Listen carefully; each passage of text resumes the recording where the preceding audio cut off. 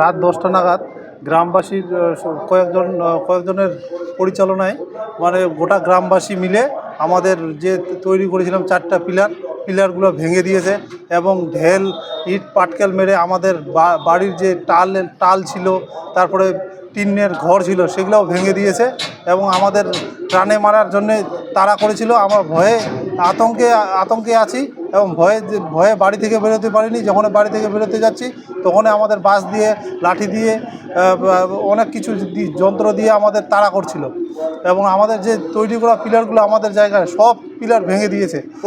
কোন বাড়ির পিলার? এটা ইন্দিরা আবাস যোজনা, মুখ্যমন্ত্রীর বাংলা আবাস যোজনার যে প্রকল্পটা দিয়েছিল সেই প্রকল্পের ঘর পেয়েছিলাম, সেই ঘরটাই আমাদের করতে দিল না এবং যত জিনিস ছিল সব নষ্ট করে দিয়েছে। এর আগেও তো আপনি অভিযোগ করেছিলেন মনে হয় না? হ্যাঁ, এর আগেও আমরা অভিযোগ করেছিলাম। আমি বলেছিলাম যে আমাদের প্রাণে মারার হুমকি দিচ্ছিল, কিন্তু কালকে রাত 10টা নাগাদ আমাদের সেই হুমকিটা তারা কার্যকর করেছে। এর আগে কি